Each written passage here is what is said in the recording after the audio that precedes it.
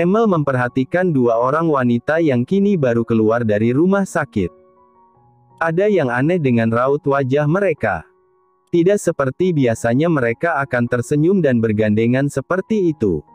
Hanya Nyonya Andrea yang dia lihat terlalu menyayangi pelayannya. Beruntung Ditra adalah gadis yang lugu dan polos. Tidak terbayang apa yang mungkin terjadi kalau ternyata Ditra adalah gadis licik yang dengan mudah memanfaatkan seseorang. Sekarang kemana Nyonya? Mereka sudah berada di dalam mobil. Tidak ada pembicaraan tentang apa yang terjadi di dalam rumah sakit sana dengan kondisi yang sekarang. Andrea memberitahu Emil kemana mereka akan pergi sekarang. Sejujurnya Andrea begitu ingin memberitahu semua orang kabar bahagianya ini. Namun dia masih harus melihat situasi. Yang mana kawan, yang mana lawan belum dia ketahui dengan pasti.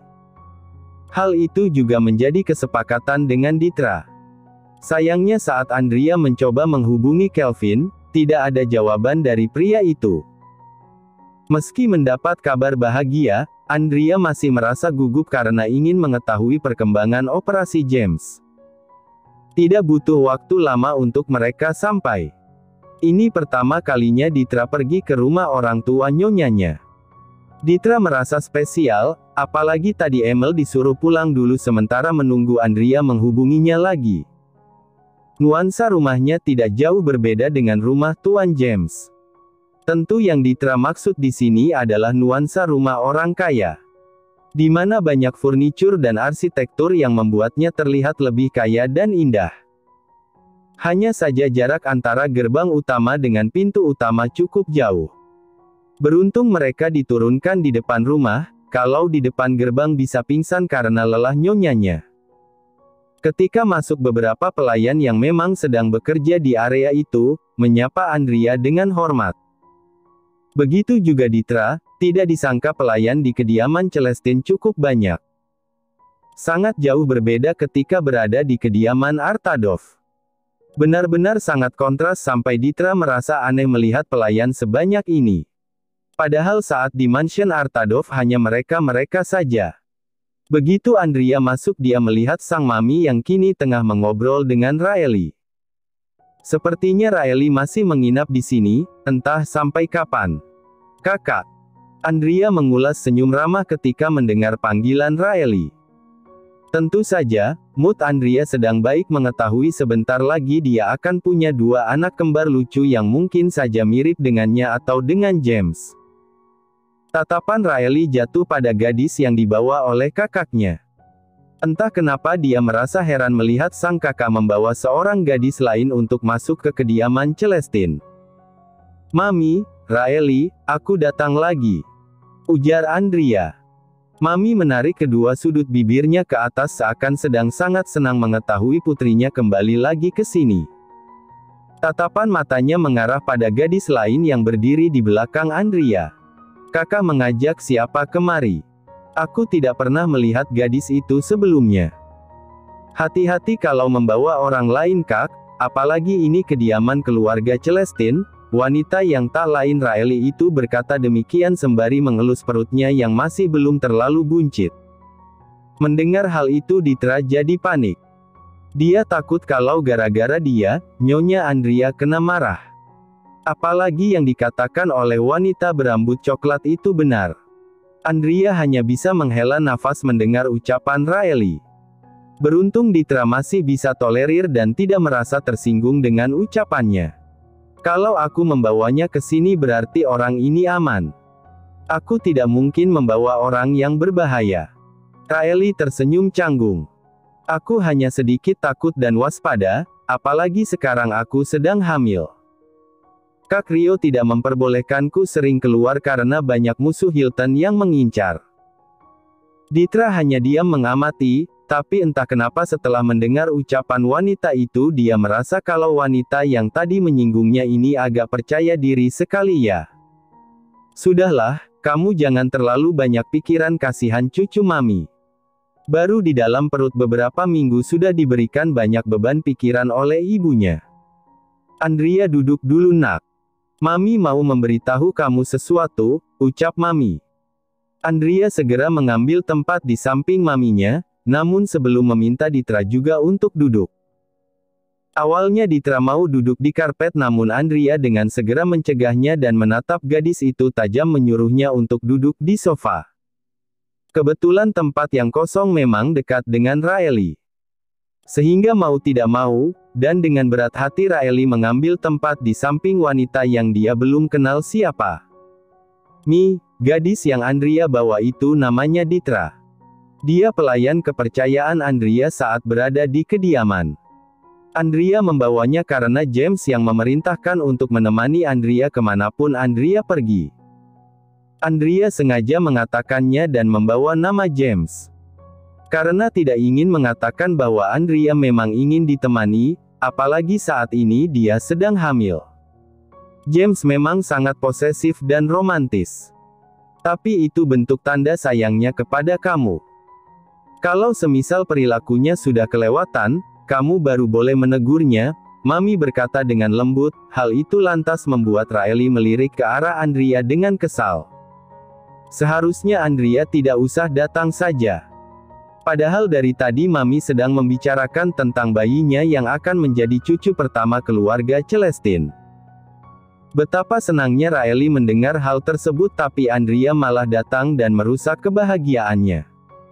Apa yang Mami ingin katakan pada Andrea? Andrea baru ingat kalau tadi maminya sempat hendak mengatakan sesuatu yang penting kepadanya. Oh itu, tadi katanya Raeli punya saran ramuan herbal untuk kamu. Supaya cepat hamil, ucap maminya. Tentu saja Andrea segera menggeleng. Dia sudah hamil, jadi tidak perlu minuman herbal atau segala macamnya. Sudah jadi dua ini, sehingga tidak perlu ada yang namanya ramuan, justru nanti anaknya yang kenapa-napa. Iya kak, aku saranin supaya kakak bisa cepat hamil. Mungkin saat itu aku sama Kak Rio sama-sama subur. Andrea hanya diam memperhatikan, meski dalam hati rasa ingin membalas ucapan Raeli itu tinggi. Hanya saja dia harus menahannya karena sekarang tentu saja mereka dalam kondisi sama-sama hamil. Ditra melirik nyonyanya. Kalau diamati lagi wanita yang berambut coklat ini seakan sedang meremehkan nyonyanya. Namun Ditra harus bisa menahannya karena ini demi nama baik Nyonya Andrea. Meski kesal, harus ditahan begitulah yang sekarang Ditra pikirkan. Ya semoga saja bisa cepat menular kepadaku, balas Andrea. Dedi kapan pulang ya Mi? Tanya Andrea. Kenapa tiba-tiba bertanya tentang Dedi? Kamu sedang merindukannya ya? Tebak Mami. Andrea menganggukkan kepalanya, entah kenapa dia merindukan dadinya. Dia pasti akan bahagia mendengar kabar putri sulungnya ini memiliki anak kembar, entah Dedi mungkin dehafu saat Mami dulu hamil anak kembar juga. Sebentar lagi dia pulang, apalagi dadimu itu senang sekali mengetahui Raeli hamil. Pasti kalau sudah lahir paling dimanjain sama kakeknya. Raeli terkekeh kecil. Tapi jangan terlalu dimanjain, Mami, balasnya. Oh iya Mami ada sesuatu untuk kalian berdua. Tunggu sebentar ya Mami ke dapur dulu mengambilkannya. Mereka berdua mengangguk dan kini meninggalkan ketiga wanita itu yang mendadak suasananya berubah canggung dan mencengkam, setidaknya hal itulah yang dirasakan Ditra sekarang. Berada di antara Nyonya Andrea dan juga wanita berambut coklat ini. Ditra, perkenalkan dia Raeli. Adikku satu-satunya, ucap Andrea memperkenalkan Raeli kepada Ditra, sepertinya dia bingung sekarang. Tidak mirip ya, ucap Ditra keceplosan dan segera menutup mulutnya yang terlampau jujur itu. Raeli yang mendengar hal tersebut menoleh ke arahnya dan meliriknya dengan sinis. Memangnya siapa dia, berani-beraninya menyinggung Raeli? Kak, kenapa kakak membawa pelayan yang ada di sana kemari? Jangan terlalu dekat dengan pelayan, kita tidak tahu kan niat hati orang. Apalagi ini kediaman Celestine loh Kak. Tempat yang sangat pribadi seperti kediaman kita. Raeli terdengar seperti tidak menyukai keberadaan Ditra sekarang. Ah, maafkan saya. Saya kesini atas perintah Nyonya Andrea, ucap Ditra yang justru sekarang meminta maaf. Andrea menggeleng pelan. Biarkan saja. Aku yang membawanya kemari. Kenapa kamu sensitif sekali padanya? Dia juga orang yang berjasa karena sudah membantuku. Tapi dia pelayan Kak. Lalu sekarang kakak malah membiarkannya duduk di sofa. Lalu di mana dia harusnya duduk? Balas Andrea cepat. Sebenarnya dia lelah sekali meladeni Raeli, namun jika tidak diladeni wanita ini akan bertindak semena-mena lagi. Kenapa sekarang Raeli semakin berubah ke arah yang buruk saja, apalagi semenjak dia menikah dengan Rio? Memang benar-benar membawakan pengaruh yang sangat buruk. Andrea sampai geleng-geleng kepala mengetahui Raeli begitu kekanakan. Entah mungkin karena bawaan hormonnya atau bagaimana. Kakak terlalu membelanya. Bagaimana jika dia nanti sengaja mencelakai kakak karena pelayan sepertinya terlalu dimanjakan? Tentu saja Ditra yang mendengar hal itu hanya bisa tertunduk sedih. Ingin melawan, dia tidak bisa karena menghormati adik dari majikannya, tapi ucapan Raeli sangat keterlaluan. Kita memang tidak pernah tahu apa isi hati manusia. Tapi tidak ada kata buruk dalam memperlakukan orang itu sama. Meski dia memang bekerja sebagai bawahan kita, Andrea melirik Ditra yang mungkin saja tersinggung dengan ucapan Raeli. Ditra, tolong maafkan adikku ya. Ditra menganggukkan kepalanya. Justru saya yang tidak enak. Bagaimana kalau saya pergi membantu pelayan yang lain saja? Andrea segera menggeleng tidak mengizinkan. Tetap di sini, aku yang membawamu kemari.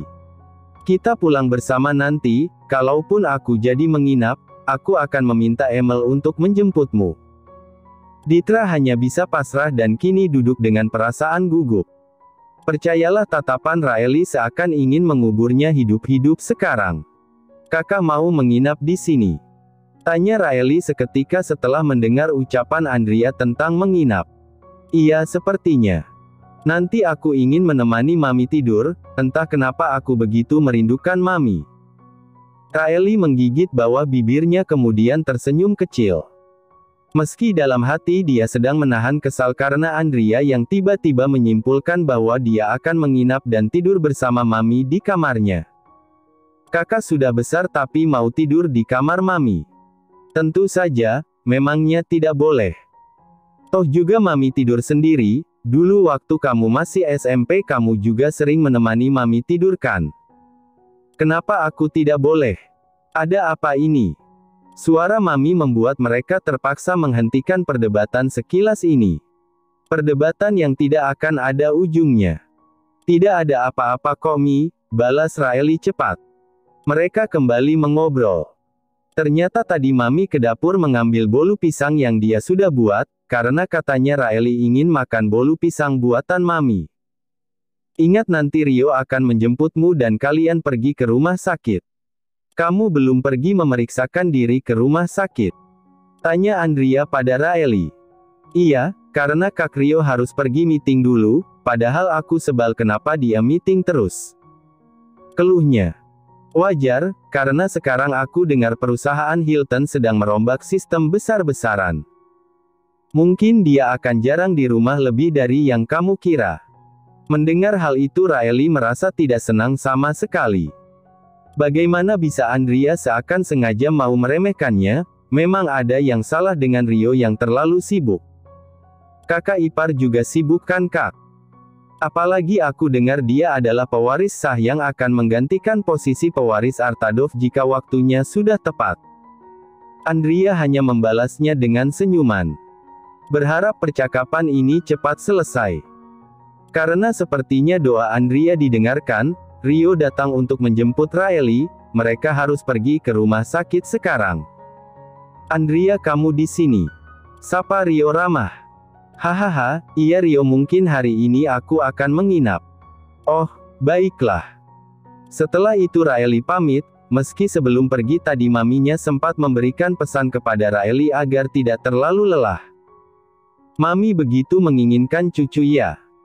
Mendengar pertanyaan Andrea yang kini sengaja berkata dengan manja membuat Mami terkekeh pelan. Entah ada angin apa sampai putrinya itu merasa sedih karena diabaikan. Iya, tapi Mami hanya ingin tidak terjadi hal yang buruk pada Raeli. Apalagi sekarang ada nyawa lain yang sedang dia bawa. Andrea mengerucutkan bibirnya, padahal dia juga sedang hamil. Tapi sepertinya akan lebih baik kalau Andrea rahasiakan, kalau perlu buat saja Mami dan dadinya ini terkejut jika mendengar kabar Andrea tiba-tiba melahirkan. Entahlah, mungkin Mami langsung syok di tempat. Apalagi anaknya adalah anak kembar.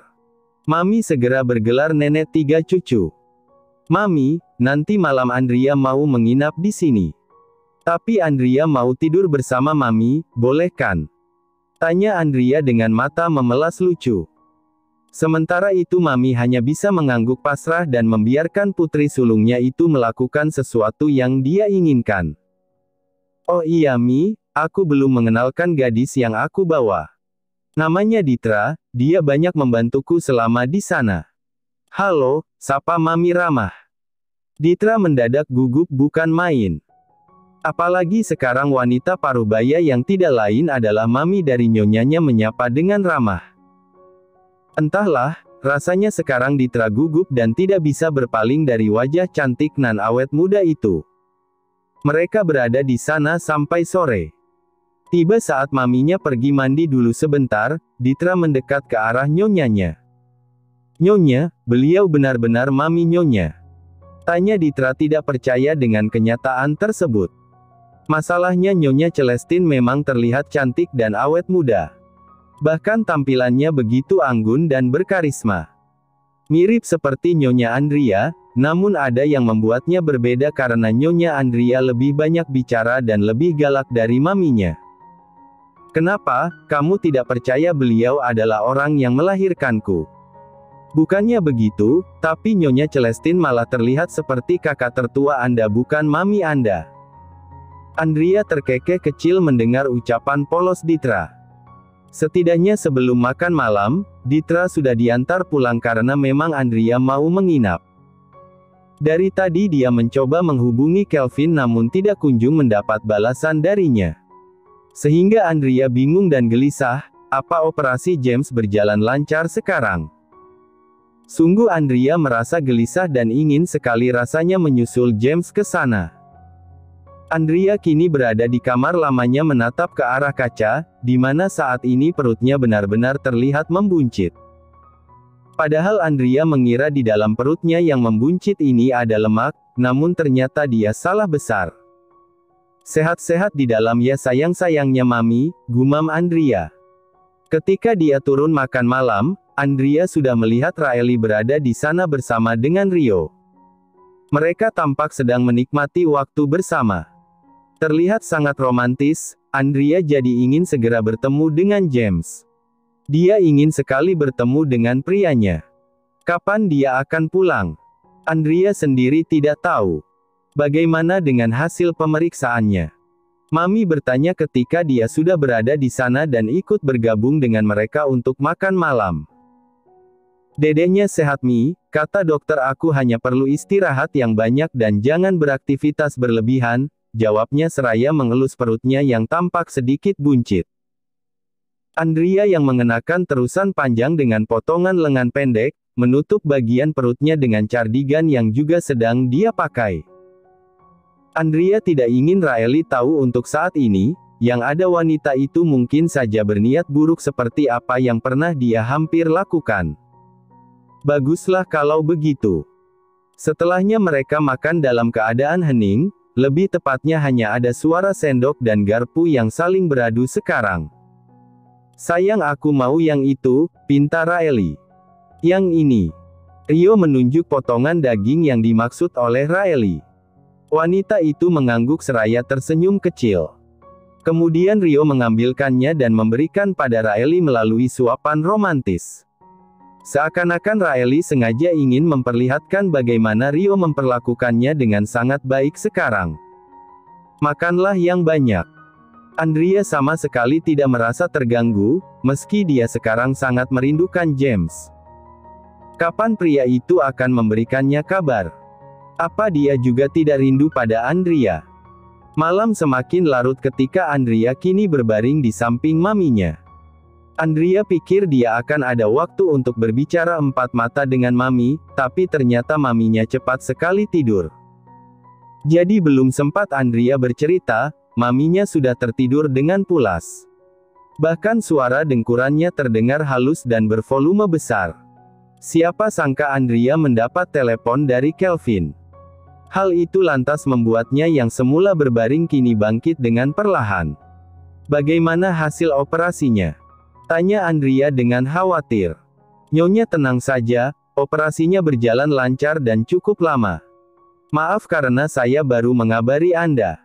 Oh iya, saya sudah membaca pesan Anda. Mungkin besok saya akan meminta Rico untuk menyelidikinya langsung. Karena saya juga percaya pada ucapan Nyonya. Kelvin terdengar lega di seberang sana, meski sebenarnya dia ingin segera pulang dan membereskan masalah pengkhianat. Namun tuannya harus tetap berada dalam pemantauan untuk beberapa hari. Lalu kapan dia akan pulang? Paling lama mungkin seminggu ini atau 4 hari lagi sudah bisa pulang. Nyonya tenang saja, karena ketika berada di sini pun, Tuan selalu bertanya tentang Anda. Andrea terkekeh kecil. Jangan lupa mengirimkan fotonya padaku. Aku juga merindukannya. Pasti Nyonya. Kalau begitu saya tutup dulu. Karena sepertinya Tuan Dokter sudah keluar dari ruangan Tuan. Pastikan untuk menjaga James tetap aman. Suara kekahan terdengar di seberang sana. Nyonya juga jangan lupa jaga kesehatan. Tolong waspada mulai sekarang, karena kemarin Tuan dan saya sempat diserang preman. Memang tidak seberapa, tapi kami bisa mengatasinya. Justru saya takut Anda kenapa-napa lantaran masalah ini. Nyonya Kalia orang yang ceroboh dan berbahaya. Karena dia suka mengambil kesempatan besar seperti saat ini. Jadi tindakan Anda yang menginap di rumah orang tua Anda adalah tindakan yang bagus. Berarti sudah pasti kalau kejadian mobil itu karena Nyonya Kalia. Iya, Rico sudah mencari tahunya lebih dulu. Kalau misalnya Nyonya merasa terancam, tolong jangan lupa untuk memanggil Rico. Karena Anda bisa mempercayakannya. Andrea mengulas senyum tipis. Terima kasih banyak Kelvin.